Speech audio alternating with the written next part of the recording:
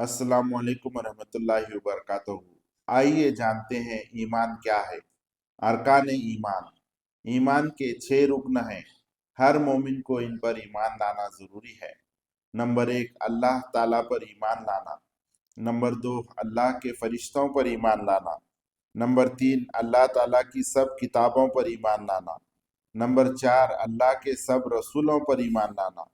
Number 5, आखिरत के दिन पर ईमान लाना। और नंबर 6, इस बात पर ईमान लाना कि अच्छी और बुरी तकदीर अल्लाह की तरफ से है। ये हदीस सही मुस्लिम में हज़रत उमर बिन खत्ताब की रिवायत से बयान की गई है।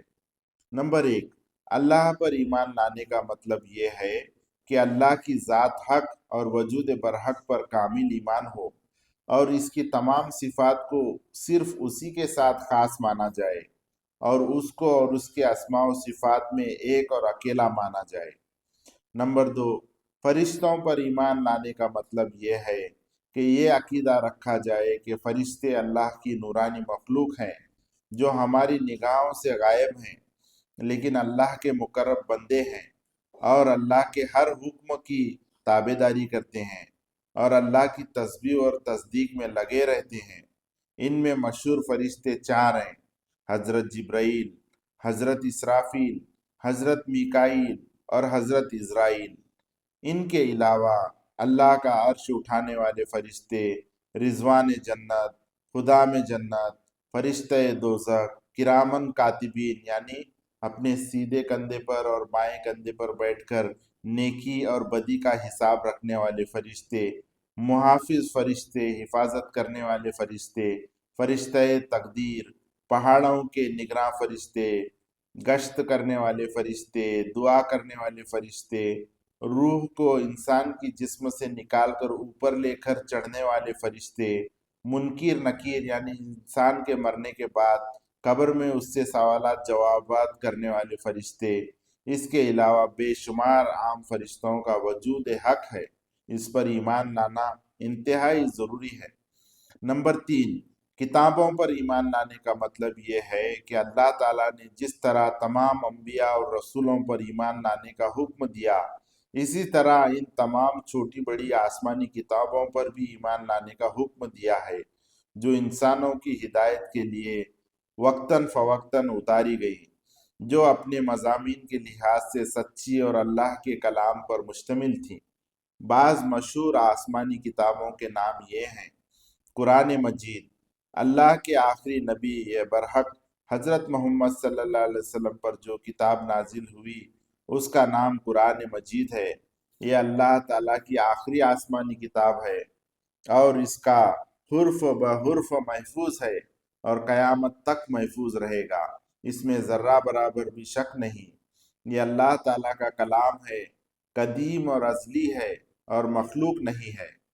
तौरात, हज़रत मूसा अलैहिस्सलाम पर जो आसमानी किताब नाजिल हुई थी इसका नाम तौरात है।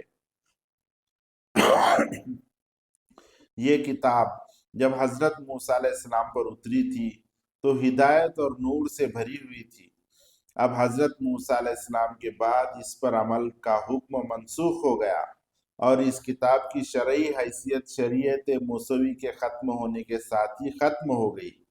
अब सिर्फ इसके किताब इलाही होने पर ईमान लाना ज़रूरी है। तौरात में दिए गए मसाइल और अहकाम पर अमल उम्मत मोहम्मद सल्लल्लाहु अलैहि वसल्लम के लिए जायज़ नहीं।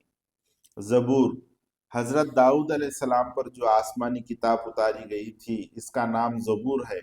अब ये किताब भी दाऊद अलैहिस्सलाम के बाद मनसूख हो चुकी और तौरात की तरह अब सिर्फ इसके आसमान से नाजिल होने की तस्दीक करना ज़रूरी है और इस पर अमल करना जायज़ नहीं। इंजील, हज़रत ईसा अलैहिस्सलाम पर जो आसमानी किताब उतारी गई थी इसका नाम इंजील है, जिसे आज बाइबल कहा जाता है।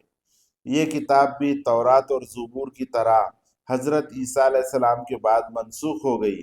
अब सिर्फ आसमानी किताब होने का इकरार करना ज़रूरी है, लेकिन इसके ऊपर अमल जायज़ नहीं।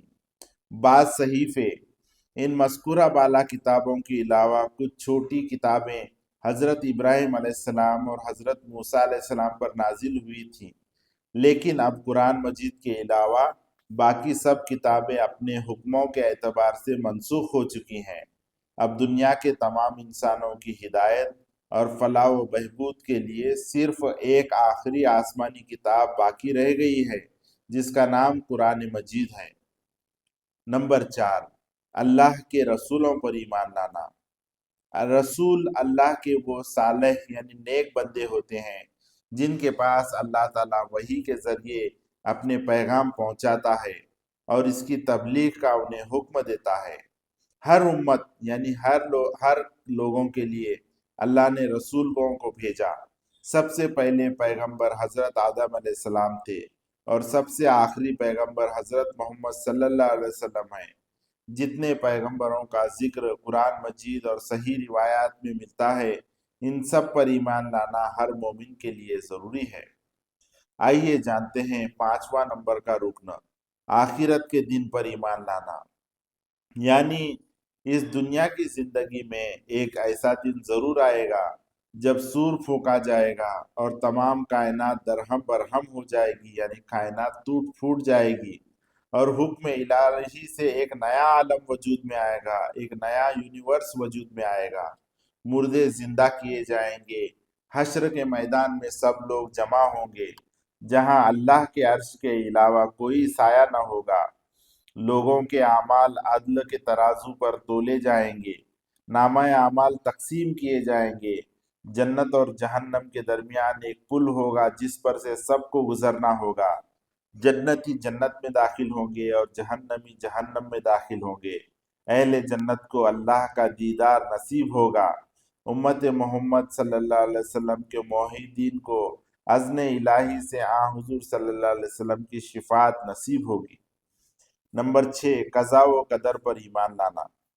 تقدیر یا قضا و قدر اللہ کے اس علم کا نام ہے جس کے مطابق اللہ نے کل کائنات اور جملہ مخلوق کو صحیح اندازے کے مطابق پیدا کیا اور کائنات میں رونما ہونے والے تمام واقعات و حالات کا ٹھیک ٹھیک اندازہ کر کے لوح محفوظ میں درج کر دیا۔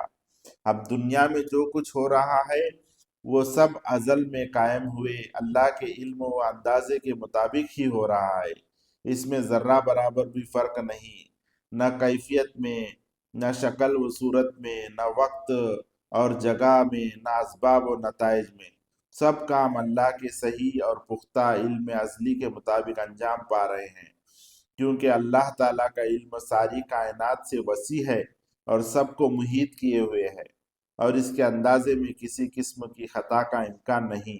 جو کچھ ہوا، جو کچھ ہو رہا ہے اور آئندہ جو ہوگا، خواہ وہ شر ہو یعنی برائی ہو یا خیر ہو یعنی اچھائی ہو، وہ سب اللہ کے علم کے مطابق ہو رہا ہے۔ اسی کا نام تقدیر ہے اور اسی کو قضا و قدر بھی کہتے ہیں۔ اللہ تعالیٰ کا ارشاد ہے سورہ قمر آیت نمبر 49 میں، بلا شبہ ہم نے ہر چیز کو اندازے سے پیدا کیا۔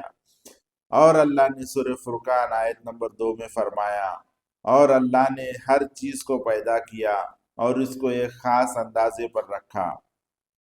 سورہ حدید آیت نمبر 22 میں اللہ نے فرمایا، کوئی مصیبت زمین پر خود تم پر نہیں پڑتی مگر وہ کتاب میں لکھی ہوئی ہے اس سے پہلے کہ ہم اس کو پیدا کریں۔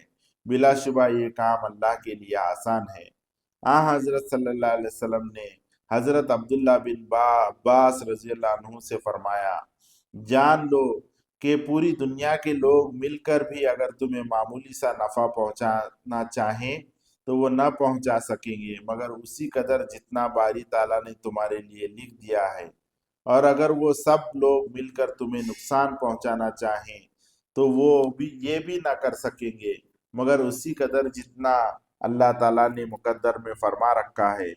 قلم اٹھا لیے گئے ہیں اور دفتر خشک ہو گئے ہیں۔ اللہ کی تقدیر پر راضی رہنا ہر مومن کا ایمانی فرض ہے۔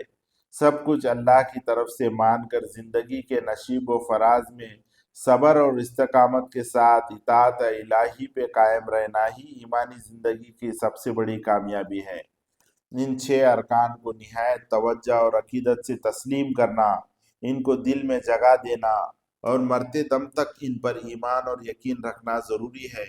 ان میں سے کسی ایک رکن کے اندر ذرا بھی شک کرنا کفر ہے اور ان میں سے کسی ایک رکن کو نہ ماننے والا آدمی اسلام سے خارج ہو جاتا ہے۔